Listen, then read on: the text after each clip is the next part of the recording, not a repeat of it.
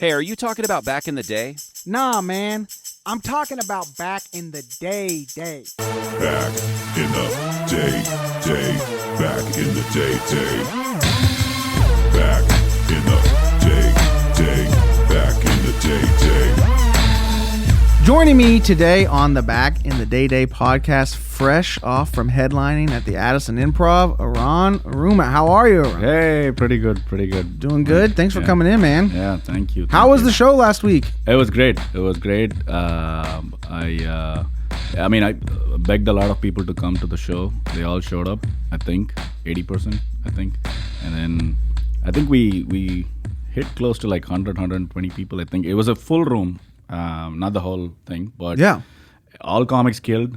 And, I did really well, I think. And yeah, everything you have said, you're like, a lot of people came, kind of, not much, right? All comics did really well. good. Yeah, and then I did good too. I think. Good too. Yeah. I like to not let it get to my head, So it's like I'm not one of those comics that say like, "Yo, bro, I crushed, bro." Like I'm not that guy. Because it's like I just feel like that's too cocky. Like that's because I hate people who say that. Okay. And it's like oh, I shouldn't be saying stuff like that. But you can talk numbers. You can talk the crowd numbers. That's stats. So you know what I mean? So that's great. Was that your first time to headline at a club or first time to headline? First time headlining. Ever? Yeah, I think so, yeah. Was that the longest set you've done? Yeah. How did you feel? Like what? I was so nervous, I think, leading up to that. I had to decide which bits go where and all that. And it was not my usual order. I had to switch things up a little bit. And I was trying to memorize the whole, the order of the bits. And there's 16 bits or something like that. Yeah. And I was like, oh, this comes after this and this comes. I'm trying to logically try and connect them and all that. And then I'm trying to remember the ending of every bit, like the punchline. And so after that punchline comes this setup, onto the next bit, know. And it was so stressful in my head.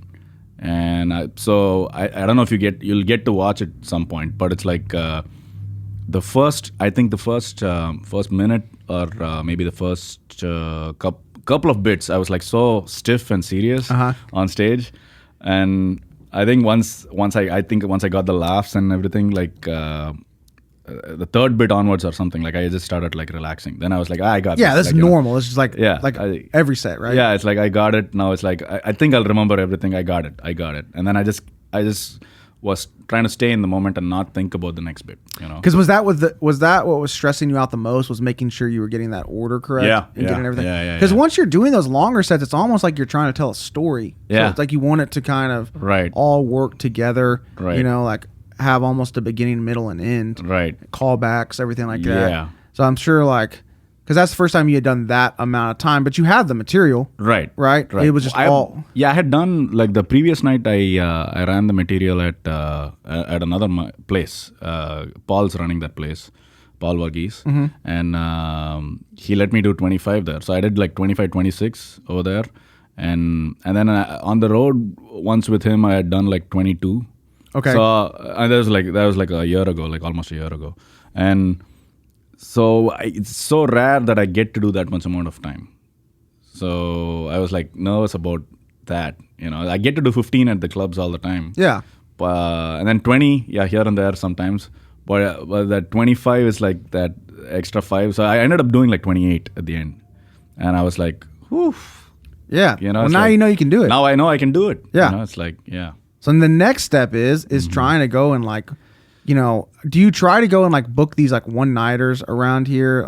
There's Abilene has one-nighters. There's different towns around Texas. That should be the next step for you. I'll have to hit you up for that. Yeah, I'll give you that information for sure. No, because that's these are easy drives to go to these different towns that are a couple of hours away, 3 or 4 hours away, and you'll get to go and do 30 on those shows. Yeah. Sometimes if they want you to do 45, you can, if you feel comfortable at it.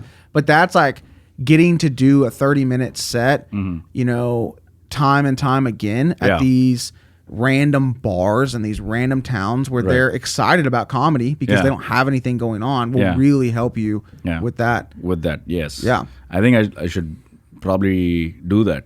Yeah, you should. It's not enough if I just do this like once, like in a year or something, and then, you know, stuff like that. But I should create my own opportunities is what you're for sure. saying. Yeah, I'm gonna help. I'll give you some information of some people to hit up for sure. Absolutely, man. So how long have you been in Dallas? I came to Dallas in 2006. Okay. I came here for my master's, and I was here for 8 years. Then I went to DC for 3 years, and then I came back. Now it's 2017 October I came back. So it's four and a half. Yeah.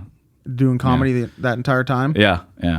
So okay, so you said you came to Dallas for your master's. Mm-hmm. What was your where did you do your undergrad at? It was all in India. So, okay, so you did your undergrad. Yeah, in I'm from India? like the Texas of India, like the Texas. South. Of, okay. Yeah, the South. We are conservative. And we don't have. Yeah, we have the cowboys, just that we have the literal cow, and the boys just with the sticks, you know. And yeah, it's so I came here 2006. I came here to do my master's. I was like my whole thing is like engineering. That's what I do. Okay. So it's like in telecom, you know. So yeah, it's been quite a ride. Okay, so you came here for your master's. That was the point of coming here for school. Yeah. Okay, had you been to Texas at all before coming for school? So it was like day one, come here. I hadn't been to another country since my birth, and my first flight to come here to do the masters. That was my first ever flight. It was my first international flight. It was my first ever flight. Like I was being so annoying in the flight, and I was like it's a Lufthansa, you know, this hot waitress. What am I saying? Hot stewardess. Flight attendant. I think I'm going to get canceled for saying flight attendant. Flight attendant. Like Flight I got attendant. Don't worry, we'll edit that out. No. Flight attendant people, not waitress. Flight attendant. She was walking back and forth. She was super hot, and I just wanted to like talk to this lady, and this is how uninformed I was. Like she was, like asking somebody what they want, and I was like, "Excuse me, ma'am, excuse me, can I get some hot coffee?" Like I was doing that, and she's like, "I'm with somebody right now. I'll come back to you. Thank you for understanding." And then she did that, like, and I was like, "Oh, she's being rude." Yeah, it's very mean to me. It's so mean to me. It's like. I was such a thinking back on it as like that is such an annoying. I couldn't believe I was that kid, you know. Yeah. I was like what 21. 21. I was like I had never been outside home. That was my first flight, first interaction with like other country people. Yeah. other citizens.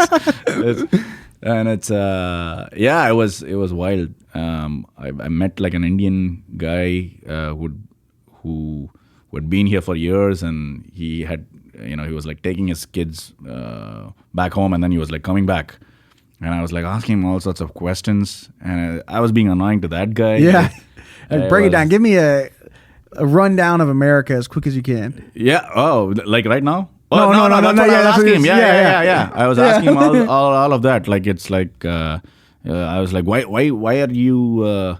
It's like how do you how do you maintain the Hindu culture for your kids? Like all sorts of things like that. Like how do you, tell them all the? Do you tell them all the stories of the of the religion, the mythological stories? Do you? Like, what do you do? How do you keep it up? Like, why are you still there? Like, what about your kids? Don't you think your kids will lose their culture and stuff like that? I was being so annoying. Yeah. But he was super nice to me. I remember that. He was super nice to me.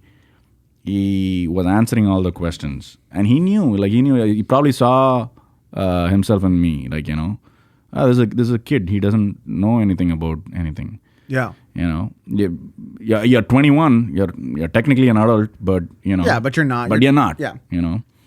And wow, it was. I haven't even thought about that in 15 years now. So it's such a wild memory. Yeah. Yeah, because my dad came to America at 25. and he might have known a couple of people that were here, like a random person that, family friend that was here. Yeah.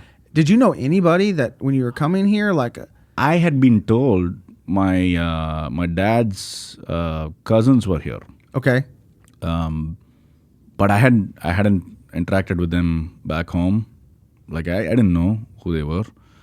I had to come here and and meet them basically. Yeah, meet them and all that. But I mean, they didn't come here to pick me up or anything like that.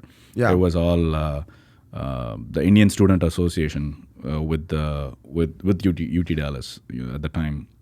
That's who came to pick me up, and it was crazy, man. We had just back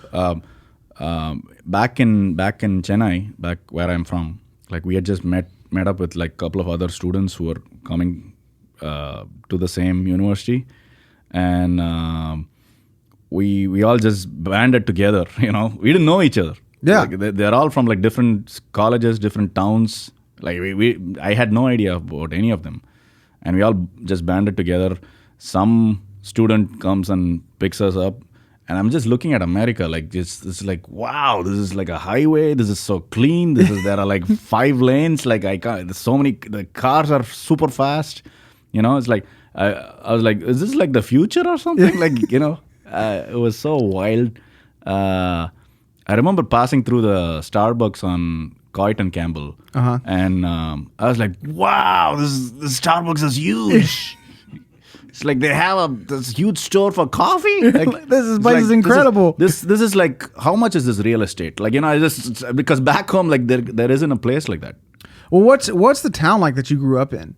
Is it it's a city, like, city? It's a city with like, you have everything, you have the buildings, you have the cars, the traffic. I mean, everything is there, like, like I grew up with like English education and everything like that. Like people think when they think, a lot of people when I came here, when they were talking to me were like, wait, you learned English in India? I was like, oh yeah, it's such a common thing. We don't have like a single language that everybody speaks. I mean, Hindi is like probably most common. The most common language. But still not common enough that everybody speaks, So English is de facto like the main language, because that's what the English people left us with that, That's, and so everything you're being taught in school is in English. Yeah, it's like everything I was taught in school was English. It's all that. Like it was. So to me, it was not a big deal. I remember like at the university here, there were these people from Wells Fargo, okay, who were trying to like sign us up for like to create a checking account or something. Of course they are, yeah. And once again, I was being annoying to those guys. I went and I was like, my accent was like thick as fuck. I said something like, how does the thing, like, so how many check leaves can I get or some shit like that? And I was just like, 3-4 steps away? And the guy was like, hey, Brad, can you believe that? Can you just believe what he asked? Like he thought this kid does not understand what we're talking. And I was like, what? He's just talking shit about me in front of me? There. Like I'm right here, And they were laughing about it. And I was like, some things were like so jarring to me. It's like, I'd never met people like that. Americans, everybody was like tall and white, and these like imposing figures. They have a shop for coffee, Yeah. It's huge. Like, what is happening? It's coffee. They're talking shit about me to my face. They're talking shit about me to my face. Do they like me? Like, am I doing it right? Like, this is going to be hard. Like, I don't know what to do. It was so. I just remember being so confused and amazed at the same time, and afraid, because like I'm in a country by myself. I had like my parents had taken out a loan.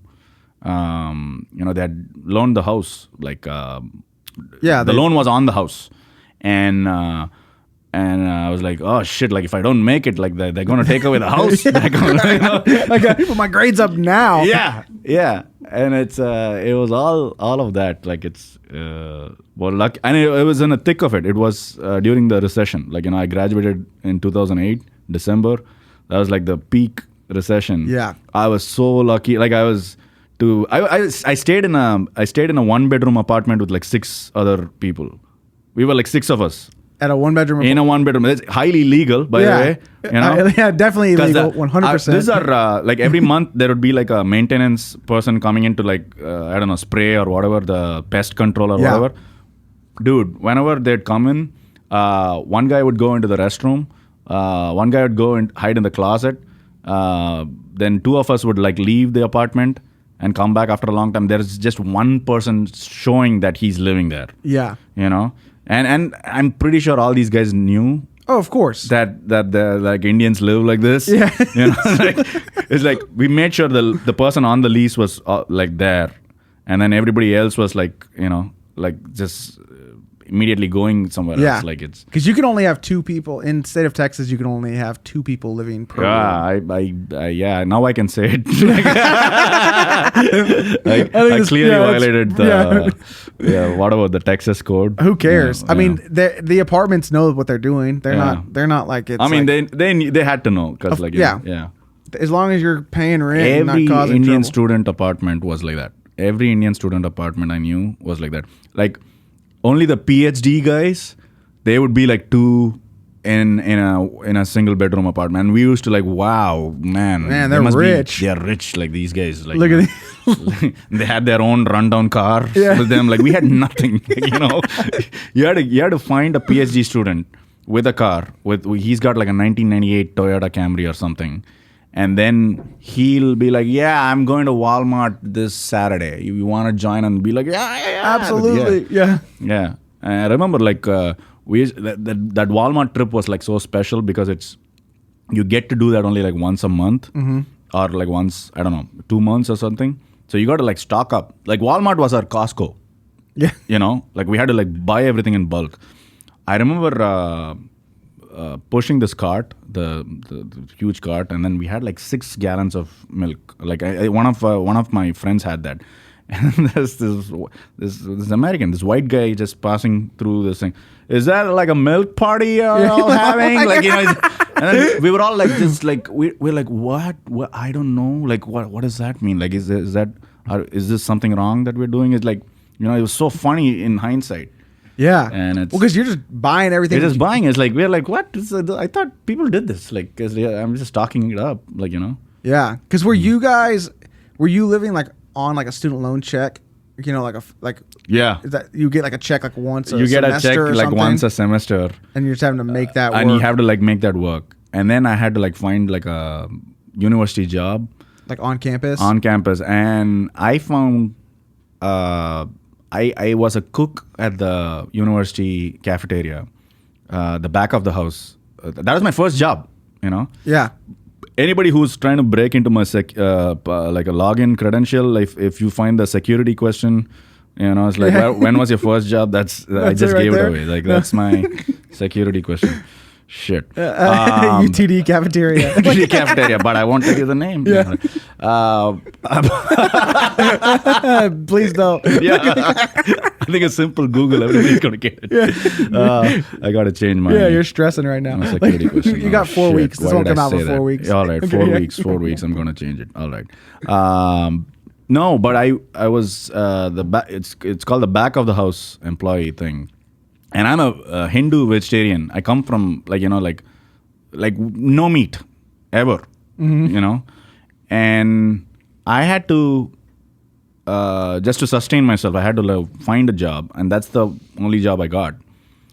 And I had to like cook, I don't know, grilled chicken, like the meat, the meat patty, like the hamburgers. And it's like blood oozes out like when you put it on the grill. And you had to like do that, and then you're making like Philly cheesesteaks, and I had to do all of that shit. And you had no idea. My parents to this day, like I mean, I'm guessing they're not going to listen to this podcast. You know, they're listening. My dad's definitely not going to listen. My dad's dead, but so my mom, I don't think she's going to listen to this podcast. But I did all those things, like blasphemous stuff, like cooking meat. You know, cooking the cow, the beef, all of that, and yeah. $7.50 per hour. Yeah. That was it. That was like the first time when I got my paycheck, I was like, woohoo! woo! $107. Party, Yeah. buddy. Like 2 weeks. 7 gallons of milk. Yeah, Like, 7 gallons of milk this time. Yeah. Yeah, it was crazy times, man. So they don't know that you had that job? No, I mean they knew that I had the job, and they kept asking me. So what do you cook? Do you have to cook meat? Like, and I'm like, no, just salads. I have to make salads. And the fries. I just have to put it in the thing and just take it out. That's it. I'm on buns. I just make the buns. I toast the buns. There's just nothing. Just that. And they didn't know I was making like chicken salad. I learned that the Caesar dressing had anchovies in it. Yeah. Like I wouldn't have known stuff like that had I not done stuff like that. I can make like a mean ass Philly cheesesteak. Philly, whatever you call it. Yeah. I messed it up. And I can make burritos. I can make burgers, all sorts of things. It's still like yesterday. I remember it so. Well, because you did it for 2 years, right? Or did you do the entire? I think for a semester or like almost close to a year. I think 6 months. I think something like that. So have you? Do you still not? You don't eat any meat? No. Have you ever had any meat? Hope my mom's not listening. No, but it's like accidentally. Like I think one time I ordered something at Taco Bell. And then they gave me like the beef burrito or something instead of the bean burrito. Uh-huh. And one bite, as soon as I took the bite, I was like, I know it. Oh, this is. And then it's like throwing up, Your mom just texts you all that, like out of the blue. Your phone just starts ringing. Yeah, it's like, did you just eat meat? Because I just felt something. Yeah. So what was that? Okay, I always think about it. Coming here and obviously knowing no one, did it take a long time to make friends, or was that something like you had a lot of people that were going through the same thing that you were going through? Right. So those just became like instant friends. Those are your instant friends. Like immediately whoever you meet, whoever we met like in back home. Yeah. Before we came to the trip, I stayed in touch with all of them. Some of them became my roommates. And then there's one guy I went to college with back at home, and he was also one of my roommates. So it was not all new, it was, and it's pretty much like the South Indian group of friends that I was like hanging out with, because like in India it's like there's the South and the North, just like how you guys have it here. Yeah. And it's the same exact thing. Like, the people in the North always look down upon the people in the South. They make fun of them, stuff like that. And then people in the South are like, oh, you think you're, big shit. Like, yeah. It's like, we are big shit too. Like, it's like, fuck you. And it's all, that sort of thing exists, and you're from the South part. I'm from the South part. So, but it was great because it's, you got to meet people from all over India, and it's like I hadn't even had that experience back home. So yeah, so you're meeting more people, right? And it's like you're meeting people from like, oh, this guy's from here, this guy's from here. It's like this is like an India reunion or something, It's like you're trying to meet people from all over. Truly, like I think that plus like you're getting to meet American people. There was just like few. Not a whole lot, because that's what I noticed in the universities. Like Indians stick together with Indians, Asians will stick together with Asians. Like it's all like, it's all because when you come here, like you feel so lost. Yeah. And as soon as you see somebody speaking your language, that's who you want to hang out with. Oh yeah, it makes complete sense, right? And that's who you want to be with. Like most of them, I'm saying like 95%. And then there exists like the 5% people who are like, they couldn't wait to get away from their people. Yeah. And then they're like, well, I hang out only with the Americans. Like, they're trying to they're trying to be American. They're trying to hang out with, they have all white friends, it's all, it's stuff like that. You'll see people like that. And then we used to hate on people like that, But yeah, it's like, it was... something else, man. It's like I'm so thankful that I got to do it. Had I not done that, like they say, like travel like broadens your horizons. In my case, it truly did. Yeah, because I had so many like constricting ideas about the world when I was back home, and it completely changed my worldview. Do you go back often to India? Not as often as I like to. It's. I mean, I try to go back every year, but it's not been the case like last couple of years. Yeah, because of COVID and stuff. Because of COVID. But yeah, even before that, at least I want to say like once in 2 years at least. Mm-hmm. Yeah. So, yeah. So you're an engineer. Mm-hmm. What made you get into comedy? Because I feel like an engineer brain, and well, actually, you know what? An engineer brain probably would work well with comedy because you're very structured. So I'm sure the structured part of comedy you have down packed. I was the worst engineering student, dude. Like I'm not structured at all. There's nothing structured to me. I was the class clown growing up. In India, like in school, I used to always like make fun of the teachers and the principal. So all the kids like me because I'm doing the impressions. You know, that's how this teacher sounds. That's how she says. That's what and then I'll do impressions of the kids in the class, because there's like some popular kid and some kid that talks a weird sort of way, that walks a certain sort of way. I used to do all sorts of that. So I was like and I wanted to be liked by everybody. It's like so I used to do that. So nobody had a problem with me. Everybody liked me. Yeah, you're basically doing a show at school. Right. It's like that. I didn't realize it. Like I didn't realize that's like a thing.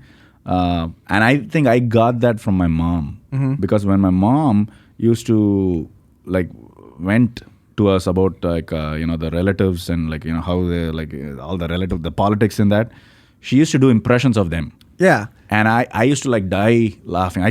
She still does that. It's like she'll still sound and she'll nail the impression. And I think I just growing up watching that, it's like that's what made me do that exact same at school. And so I was like the class clown. I was always doing that. And in 2006 when I came here, on YouTube, Russel Peters broke out. Okay. I don't know if you have seen that old Russel Peters 2006 thing where he's wearing a white shirt. Yeah, I think I've seen blue that. Jeans, and then there's like a wooden brownish background. And does it say Russel Peters on the back? It doesn't say anything. It's just it's some show in I forgot what's it called, but somebody basically got hold of the tape, and then they started putting out clips on YouTube, and then it just blew up. In 2006 so it's like, and coming from India and you're going through this whole stressful whatever trying to be you're away from home. That was such a much needed respite in humor. Yeah. When you watch that, it's like, oh my God, here is a guy who looks like me, doesn't sound like me, but then is poking fun at every culture, every race. Like he doesn't spare anybody. It's like, wow. You know? And he was doing impressions. So I was like, wow, I can never do that. I was so intimidated just watching that guy so confidently do that on stage in front of like, I don't know, thousands of people. And I was like, wow, I was like, I can never do that. I can never do that. And I just kept watching that. That was my first intro to comedy. I didn't know that a thing like stand-up existed before then. No. And I think somebody introduced me to George Carlin. I watched a bunch of his stuff. Amazing. And another person, like, by the way, if you're getting started in comedy, please don't watch George Carlin. No. Not a good idea. Not at all. It's like, because you're definitely going to think, oh, I definitely cannot do that. Because he's like such a master of the language, such a master of smooth delivery. And he's like memorized, like, I don't know, like pages of stuff. Like without a beat, he just nails it, I mean, some of it, like, it's not funny anymore, like if you listen to it, but it's like, it just puts you in awe. Like you're like, what?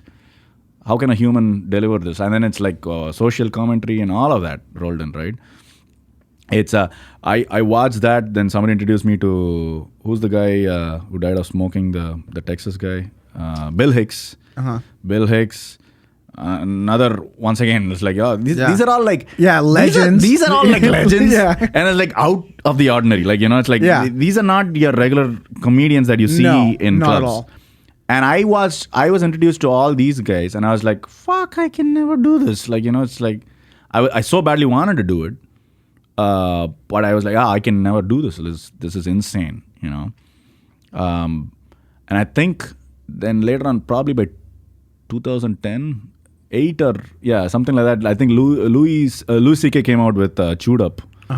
Somebody sent me that, and then I was just hooked. I was like, wow, that's now. And then with all respect to Louis, like it's like, I think I can do it, because it's like when you watch that, because he sounded like this everyman, and he sounded like his stand-up is like so deceitful, like that. It makes you think that you can do it. Yeah. But you don't know all the, like, you know, some people just make it look easy, like they say, right? Like Allen Iverson, like, you know, it's exactly. You Someone watch a guy like that, it's like, I can play basketball like that. It's like, no, you cannot. No. You know, it's the same thing. Because effortless. It's effortless. So it's like you think, but it fooled me into thinking that. And I think, I just think, and then I finally like moved to DC, man. 2015, I moved to DC. I was, up until that point, I was just wasting away all my weekends. Like, you know, I got a job and I used to like just, I don't know, go to the bars or clubs every weekend, like hang out with my friends, and then just nothing, like, you know. Because I was like, the comedy is like something else, like that's never going to happen. Like, I'm not one of those guys, you know. And then in DC, like, I was just by myself, and I was like, what do you want to do? What do you want to do? And then I was like, comedy was the answer. And I just Googled like comedy open mics, and I went to watch like an open mic, and then watched another. And I was like, for a whole year, I just watched comedy. Every comic in town like knew me, because they used to see me like show up at the mics, and they were like, "You're still not gone up yet?" I'm like, I don't know how to write like you guys. I don't know how to. You guys are like so crystallized in your thoughts, and I'm still in awe. Like, you know, I'm like, this is so. I was almost like crying at home. I was like, so you would like watch mics? Yeah, watch open mics. Oh gosh, watch open mics where, like, you know, in now when I watch it, like, probably I'll be like, the comics, I mean, bunch of them are terrible or whatever. Like, but back then it was like, oh shit, how do these guys talk into a microphone like that? Yeah. Collect their thoughts and sound like that. Because my accent is so thick, you know. How do I make sense? How do I say stuff without, without sounding like it's so hard to be understood. That's what I felt at that point. And I think I just got it started. Like, one of the comics, he had like a class, but it's not a real class. It was like just some guy that does it at the end of the open mic. He's a comic, and then he worked at the library, so he was like a free class. He just said like, well, for people like working people who want an intro to the scene. You know, here's the thing. And for the second class, he said, well, he showed us like a bunch of like Conan videos and stuff like that, and he asked like, why do you think that was funny? Why do you think that was funny? You know. And then I think the second class, he just said like, well, now you got to go to a mic, do a set, record yourself, and then come back. A bunch of people quit the class because they didn't want to go on stage. Yeah, and all I needed was just that push. Basically, him telling you have to go do this. You have to go do this, because I was terrified. Now it's like, well, now I have to do it, because I want to be in this class, and if I'm not gonna not show up, like, you know, like without the thing, so I'm gonna do it. And I just did it. I bombed so hard. I maybe got a chuckle somewhere. And I was so proud of like showing the thing in the class. And they all listened to it. And I was like, you see here? What do you think, huh? And then they were like, well, next time talk louder into the microphone. Okay? That's our feedback. Good job. And then I was like, what? That's it? Yeah, nothing about my jokes? Nothing about my jokes? My bits, man? Yeah. Do you remember what your first jokes were about? Yeah, it was, oh my God, it was so bad. I think the first joke I ever said was, I was so hung up on my accent that I said, you know how when somebody meets an Indian person, they're like, well, I love the Indian chicken tikka masala, like, you know, like stuff like that. And if you really want to relate to me, just don't say that. Just come stand by my side, just be in silence and be like, yeah, man, I don't know how you'd get laid with that accent. And I'll be like, hell yeah, now you're my best friend. Like, it's like, that was my big bit. Like, don't talk to me about the food. Yeah, don't talk to me about the food. Like, I can't relate to stuff like that. So that was the thing. And then I was like, thank God I got away from that bit. I was doing stuff like that. I think everyone does stuff like that. My first set I ever did, I did 5 minutes about my dog. Yeah? Just 5 minutes, like straight 5 minutes of material. Yeah. All about my dog. Like not anything else. Yeah. And I don't think never did those jokes. And I thought that shit was awesome. Yeah. I was like, man, I'm going to come up there. I'm going to kill with this dog. Right. Jokes. That's the thing, right? Like I walked out of that mic. I was like so proud. I'm like, I'm now one of these guys. Like, I was so happy that I get to call myself immediately a comic after one open mic. Telling people, it's like, I do comedy now. I do comedy. I'm a comedian, bro. Yeah. Like, I was doing that. Did you ever have any issues with your work? Do they care that you do comedy, or do they not know that you do comedy? I don't. Now at work, I don't think anybody knows that I do comedy, and I learned it the hard way. Like initially I was like a fool. Like I was telling people at work, it's like, yeah, I do comedy. And people would be like, wow, that is awesome. Yeah, you should invite us. Like we would like to come and see. And then, like you mess up something at work or you show up late on Mondays or whatever. Like, they're going to, that's the comedian guy. A lot of that. That's what's that. And then eventually like a layoff or something comes, you get impacted. I cannot prove it, but I'm like, well, they had to have that as a bias in their head, because it's like, this guy is not serious. Yeah. Let's get rid of him. Like, it's that sort of a thing. Everybody in my office knows I do comedy, but really? I don't want to be the one that tells them. Yeah. And it's all right. I don't try to bring it up, and it frustrates the hell out of me. Yeah. Like we'll hire a bunch of new hires, and they're like, so you're the one that does comedy? I'm like, why is that a thing? Like, why are people just telling? Like, why is who's telling on me? You know, like, why are you telling me? But then at the same time, a lot of my co-workers will come to shows. So it's, Your manager knows it? Huh? Your manager knows? My owners come to the show sometimes. Oh, okay. So like they're real supportive. You have cool. But I'm in sales though, so that's different. You know what I mean? Yeah. Like, yeah. Salespeople are, they're a little bit crazier than engineers. No, engineers, like they want to see you worry about it. They want to see you like this, like, it's just fuck. It's 6 o'clock. You're like working late. Like they want to see stuff like that.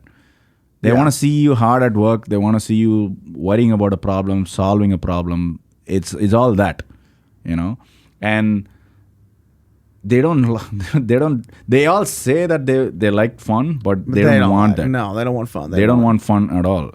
It's like every presentation is so dry. Like, every thing every technical talk is so boring. It's all that, it's such a glum mood. Yeah, we are always trying to fix a problem. It's this, this is not working. That is this. It's all that, Everyone wearing the same thing every single day. Yeah. Right. Was your dad an engineer?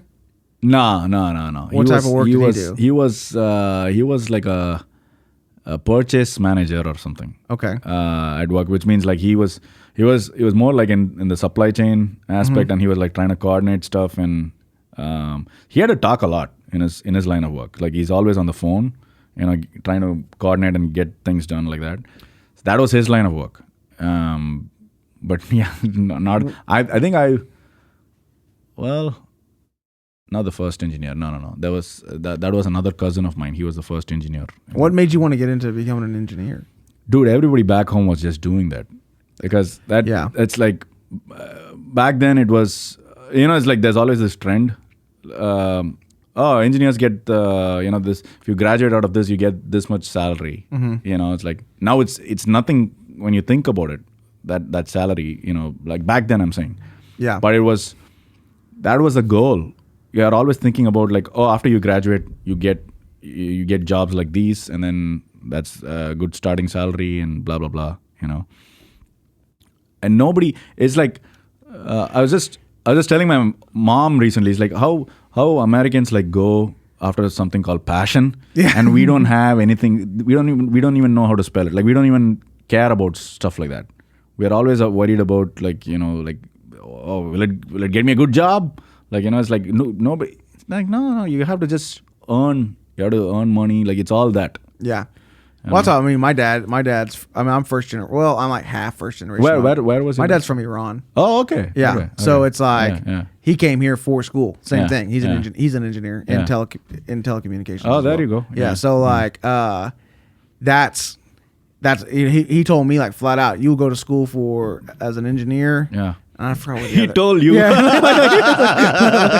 I'm telling you what your goals are. He was like, you will be an engineer. Yeah. I forgot what there were like 4 options he gave me. Yeah. You can go to school for this, and this, and I'll pay for your college. If not, I won't pay for your college. Yeah.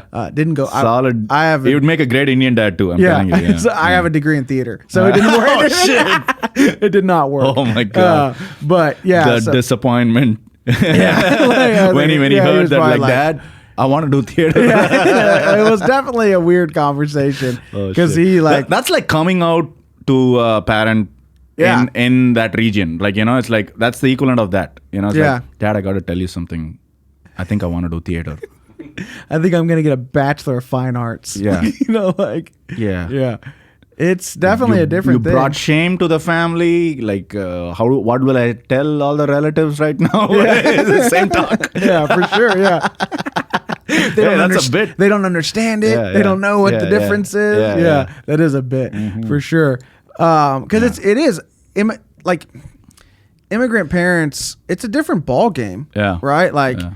They're coming to, like you said, like no one's doing anything, talking about passions. Yeah. We're not sending you across the world. We're not putting a lien on our house. Yeah. So that you can go do your passion. Yeah. Are you fucking high or something? Like, that's not happening. Yeah. So it is a completely different game. Yeah. Luckily for me, I still got to go do the passion. But it is what it is. Yeah. So all right. So you go do the mic. You're doing the show. Yeah. Or you're doing the class. And then once that's over, do you just go full on? Yeah, I just was going full on. Every mic, I was just trying to hit the mic. There was just like one old guy in my class that used to like come with me, and then slowly like you meet people, like you're now. I'm this engineering guy who's like just sitting by myself in the lab and like not interacting with people at work. But in the evening now, I'm like forced to go say hi to people, shake their hands, and it's like, I'm so and so, like it's like, do you know of another mic? I'm trying to like network. So it's like two lives basically. 2 lives, like Dr. Jekyll, Mr. Hyde kind of a thing. Like it's like 2 split personalities. Like, I just kept doing it, man. I just kept doing it, and I was like, I think the first couple of months I was. I did my first black mic, and it's like that in was DC. In DC, that bombed. Yeah, it's like worse than the first mic that I did, and it's like what, you guys, like nobody's getting this, like I still remember a mic specifically in Alexandria, Black Room, like a hookah lounge kind of a place. Is first of all bad venue for comedy because it's so spread out. Like people are like they're all lounging on the sofa. Yes, I've done a hookah lounge show before. Like, and then they're all like just like like this. Yeah. And then there's just like he's with his girlfriend, the girl, like or whoever you're trying to fuck, like they're all like trying to just chill. And I was out there, my accent thick as fuck. Like I was doing my some bit I was doing. I don't know what I was doing, and I think 2 minutes into the mic, the host of the mic, he comes, snatches the mic off my hands, and then he says, "Talk English, motherfucker!" Like, get your ass out of here. And then I had to like go, and then people were laughing, and I was like, "What? This is real?" Like, I had to like leave, and I was like also like pretending to laugh along with everybody because I didn't want to show that I was like butthurt. Yeah, of course, right? Dude, and it was like there were even like other comics there, and they were like, "Man, that was not cool what he did to you, man. That was not cool." Like, and then I just stuck around. This is how lame I was. After he got off the stage, I went and apologized to the guy. I was like, "I'm really sorry. I know it's my accent was like so thick. I think I was like going faster. Like I was trying to like apologize for bombing." Yeah. Which who does that? Like it's like you just bomb and leave. And the guy was like, no, that's fine. Like like he was cool. But I that day when I was like driving back home, and I was like, man, I'm gonna come back here and I'm gonna kill this room. Yeah, I want to do it, you know. And I love challenges like that. I came back there, I think 2 weeks later or something like that, and I did really well, and I was like, fuck yeah, I redeemed myself, you know. Sweet. And yeah, it's like now in hindsight, like that guy is still, you know, doing the same thing. Yeah, probably running the same. Yeah, room. he's doing the same, hosting the same mic and doing stuff like that. And now you're headlining. I'm like, I'm out here, baby. Like, you know, it's like, it's nothing to be cocky or arrogant about. But it's like, it just, I had to like, in hindsight, I had to like just believe in myself, and I had to just keep going. Yeah. I had to keep going, you know. And that's what I learned out of that. It's like, I could have gone 2 ways at that juncture. I could have been like, fuck, my accent, this is not made for comedy. I better quit. Yeah. You know, I could have quit. And it's like, that's it. And a comic once told me, it's like, once you quit, that's it. You quit. Yeah. It's hard to come back. Like, nobody in your life is begging you to do comedy. Yeah. You ever think about that? Like, nobody's asking you. No one's like, please come back. Please go make $7. No. Yeah. No one's asking you to do it. It's like, it's all you. You know, you keep making that choice again and again and again. Yeah. Okay. So, name of the podcast is called Back in the Day. Oh, yeah. Right? Yeah. So, what I do each season, I talk to different people about a specific topic, right? Stories from their past, okay? This season, I'm talking to people about dating, things that happened in their dating past. Yeah. Do you remember, like, the first date you ever went on? So this is, like, really embarrassing. I mean, I was back home, never went on a date. Not at all. Not is at that all. not a thing? Like, are people not going on dates? Like, what's the dating culture like in India? Now it's pretty open. Like, people are more Western now. Yeah, more Western now. Even kids in school will go, or like in college. It's not a big deal now. I think I sound like an old person. Hey, a lot's changed. I mean, hey, back in the day. Yeah. You kids have no idea. Yeah. No, I just never. I was not confident enough to like go on a date. You know, I was like, because you have to ask for money. I had to ask for money from my mom. That's not used at the college canteen. Like, you know, can I get 100 rupees? Like, you know, she's like, why do you need it for? Like, you know, and then I was like, I had to make something up. I was not that kid. I was like, were there school dances or anything like that? No. Yeah, so you know what I mean. So like, you're not. Yeah, you're not so you're a school dance. Yeah, so you're not asking girls to school fancy, dance, man, right? Yeah. It's no. I think I grew. Yeah, I think I grew up in an all boys school. Okay. Till like the 10th grade, and 11th and 12th was it was a co-ed school, but yeah, you know, it's like I mean, I didn't do anything in that phase. I was just like developing infatuations with like girls, and I would never tell anybody. You know, and I was like super skinny, and I always looked like I was lovelorn, and like I'm like, oh, like, you know, I was this sad kid all the time. Yeah. Same thing in college. Like I think I got to know a girl, and I was like super infatuated with her. I didn't know the first thing of like, you know, asking somebody out, you know, stuff like that. Got a number somehow, and then I called her once, and I told, we were like chit-chatting for a little bit about like whatever, and then I just said it, like I was like, I think I'm in love with you. And she was like, what? She said, I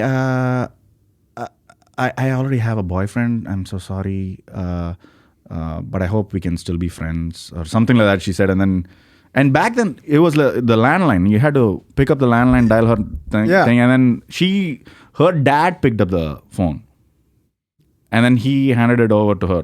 That's how old school it was. Yeah.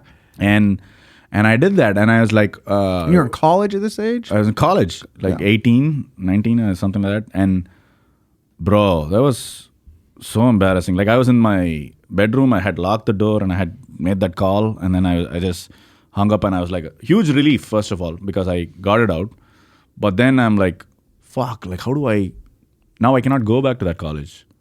Yeah, you can't see that girl. I cannot see, because, like, you know...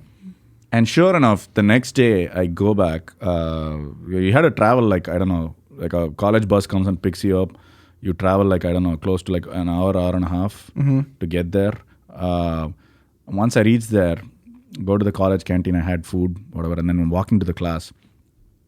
And there she is with her other girlfriends, and she's just saying stuff. And I'm like, oh, fuck. Yeah, she's telling the story.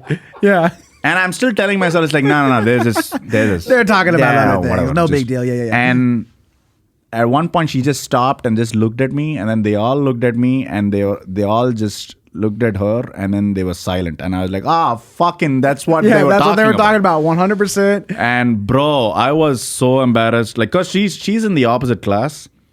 Like I'm the A section, she's in the B section, you know, and I'm like, this is like the first time I'm telling this story. It's like, this was so embarrassing. And I had to tell my my close friends there, like, you know, like, this is what happened. And they were like, oh shit, like, oh really, you did that? Or like, you know, it's all sorts of stuff like that. So bad. I was like, I couldn't wait for like the next 2 years to like get over quickly enough. And and then finally I think at some point I got over it, and then it got done with. So my first date never happened back home. It happened here? It happened here. And I'll tell you, I think first date was, God, I don't even remember, man. Things happen so late for me, like, you know. It was some girl in DC that was like she was an au pair, like that takes care of other people's kids.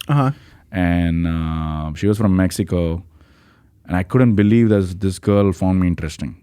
We met at a club. We were like dancing or whatever, like grinding, and then she wrote her like her number and name on a bar napkin or something. Bar napkin, and then she gave it to me, and I was like, wow.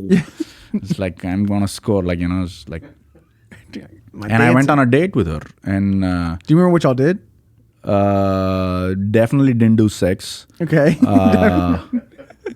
We just, I think I took her to like a Mexican restaurant, which how amazing of me. Yeah. Like, she's from there. Yeah. And I'm like, I think she must like, I'm going to take her to a Mexican restaurant. I'm taking her to On the Border. Yeah. Like, something like that. It was probably On the Border. Yeah. Like, I think, which is amazing name for somebody who came from Mexico to be taken there. So rude. You know, it's like, I just came from the border. You're now taking me on the border? On the border. Like, that's what I did, I think. And they had, then she was like trying out some tequila, and I was like, oh, I'll try like reposado. Like, I was trying to like impress her. Yeah. And then we even like danced or something in the middle of the restaurant, like, which was so awkward, like, because nobody's doing that. No one's dancing at. Nobody's doing that. And I, for some reason, and there was, granted, I'll tell you this, but there was not a lot of people there. There was just few people just spread out. So they were playing some music. I was trying to like charm this girl. I was like, come on, like, you know, like, twirling her and doing you saw it on some the half-baked salsa that I didn't know how to dance, like, you know. And then she's also dancing with me. And then this waiter, this guy who's coming to he can speak Spanish, and he's like so totally trying to impress her. Like, he's trying to like, we're like, oh, like, you know, they're doing the thing, and then there's like, and then he's making her laugh, and it's like, no laugh, laugh is bad, you know. I make you laugh, he make you laugh. Like, you know, I was like so insecure. It was bad, and I think and then I dropped her off at the thing, and she barely kissed me. You know, and then she just like, I'm going, and then she just ran off. I'm like, fuck. Did you ever hang out with her again? No, it's I mean, she was like chatting with me like a couple of times after that. Yeah, but it didn't happen anything. Nothing happened after that. I now have a bit about it as part of my set, like, you know. Oh, nice. But yeah, it was such a weird time. Like, you know, I was like way older. Like, I was like probably like, I had graduated. Yeah, I was like 26, 27, something like that. I love that y'all danced in the middle of a random restaurant. Yeah, and I'm like, man, it's like you know, I'm telling my friends back home, it's like, yeah, I'm dating I'm seeing a Mexican girl. You know, it's just, you know, that's what, it's America, bro. It's like, you know. Such a bold move, too. If someone, like I'm international. I'm a big deal right now. Think about from going from being 26, 27, never been on a date, to being like, I dance in the restaurant. Like, no big deal. So, you know, like. That's what I did. And it's like, the experience was so awkward. And that's... You have any stories of like any, I mean, that's kind of any like worst date stories, uncomfortable situations, hitting on a girl doesn't go well? Yeah. Give me your best one. Give me your best one. I have a couple of them. Okay. These were like more recent, I want to say, like more... I'm still pretty new to dating. I'll tell you that, because my life has not been like the regular American person's life. Because here, like what, you guys start dating when you're in middle school? I went on my first date when I was like 15 or 16. Right. Yeah. So it's like, and I was late. I had friends that had gone on dates. I think my parents would have like disowned me if that had happened, you know.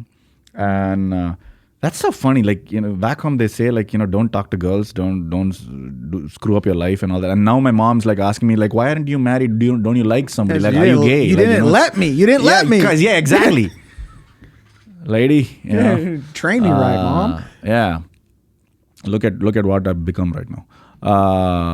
Dancing it on the border. I know, dancing it on the border. You know, just to house music. Yeah, just whatever random music. Yeah, whatever they're playing there. The mood music that's just in the background. Probably Katy Perry or something. I can't believe I did that, man. I think that's amazing. But I had to live with myself. Think about it. I got to wake up and see this face every day. I think that's great. Awkward date story. Yeah, it's like, I think here, first of all, if you're a comedian, don't invite the first date to a show that you're doing. And how do I know? I did it twice. Okay.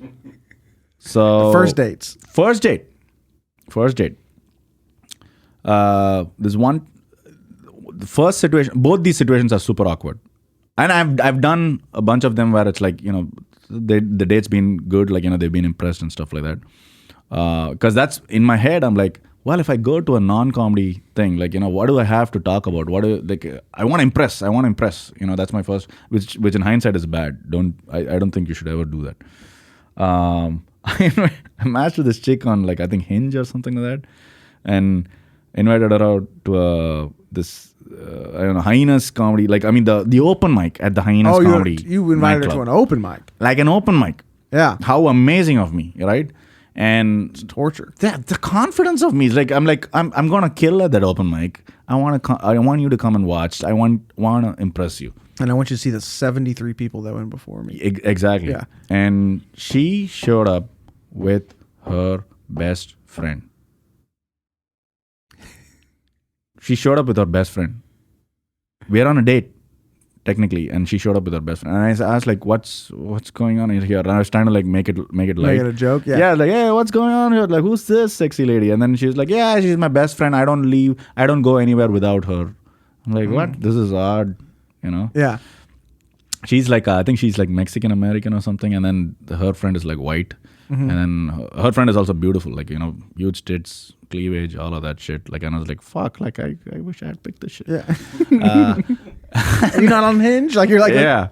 And then I'm like waiting my turn. They both are there, and like I go up to the mic and I start to do my bits, and it's like tanking. By the room is like barely anybody's there. You know, it's just a bunch of comics. And there's two of them, my first date, two of them. Yeah. And then probably a couple of them here and there. And then at one point I just go like, I have a piece of advice for you guys over here. Like, just don't invite anybody, your first date, to a open mic. Open mic especially. Because you know what? She will sometimes show up with her best friend. And then I just went on that whole thing. I called them out, and then they found it like so funny. They were like laughing the whole time, and then it killed the, you know, the room. Like the comics were laughing, and then then we all another comic tagged along, which I can't say who it is, and then we went out, got drunk, and we made out, and all that shit happened. It ended well, but it's like, but then it didn't go beyond that, like, you know. So, and then the second time I did the same thing. Because you ended with a kiss, right? Yeah. It's like, I'm like, second time I did the same thing. It was like this time it was like an Indian girl, and she fucking showed up with her whole team at work. This is a showcase, by open mic. I invited her to a showcase, like a Friday night or Saturday night, whatever showcase. She invited her whole team, like 5 people or 6 people or something like that. They were all like, oh yeah, you were funny, like, and stuff like that. And this is so awkward, like, and the same thing, like I made fun of all of them, like, on stage, and it killed. And it's like she was super impressed, like, got the kiss, but yeah, it's like it didn't go anywhere beyond that, like. And then of course, like, we like went out like a couple of more times, but it's like, it's in hindsight, it's such a bad idea, like as a comic, because you think, oh, I got something special that I immediately want to like showcase to this person. Save it at least for like the second time or something like that. It's like, not on the first time. Like, you got to get to know the person. They got to get to know you. Yeah. I learned it the hard way. Like, it's like, yeah, don't do stuff like that. My wife came and saw me do a set, like, we went on a date like on a Monday. Yeah. And then she came like and saw me do a set like that Wednesday or something. Oh God. But it's not bad, I think. It wasn't bad. Which means she really liked you. Well, and I was already like working. Yeah. Like, you know what I mean? Like, I was already to the part to where I was like hosting. Yeah. So it wasn't like I was. Yeah, not bad. like open mic. Yeah. Yeah. You didn't do. It was an open mic, but it was. The improv used to do like open mics, but they were more of a showcase because you had to sign up. So there's only like 5 people on. So they did like literally it was a showcase. It wasn't an open mic, but because it wasn't a sign up, anyone goes up. You signed up like a month in advance, and they told you what day you were doing it. And then the next week, it would be a different 5 people that were doing it. So it was an open mic, but it was, kind of a whole different thing. It wasn't some sign up and 30 people go up type thing. It was like 5 or 6 people on the show. Yeah. So she came. Like, literally, it was the same week we went on our first date. Did she show up by herself or with a friend? No, she.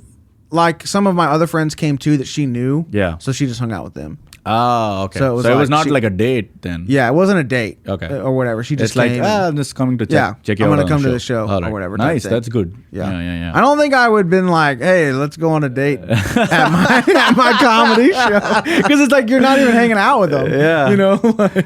No, my whole, in my head, it was like, well, first you get to show them what you do. Yeah, and you're more comfortable. Now we are more comfortable because, but you got to be, it's like my thought process was like, well, you kill and then you impress her right away. You show this cool thing that you're doing, which nobody else is doing or most others are not doing. Then, now after the thing, now you got something to talk about. Yeah. With her. Like, it's also an additional talking point, Yeah. That was my whole thought process, but it's like, I don't think it's a good idea. I don't think it's a good idea at all. It's maybe invite them to like a real show. Right. Like, like. No, but it's still not on the first date. Not on the first date. You shouldn't do that on the first date. Maybe like 3rd, 4th date. Yeah. Or whatever. Yeah. Or not even as a date. If you're talking to them, be like, hey, you should come check me out and do comedy sometimes. Maybe like that, but not as a date. Yeah. Or whatever. Yeah. You live and you learn, though. You haven't done it a 3rd time, though, right?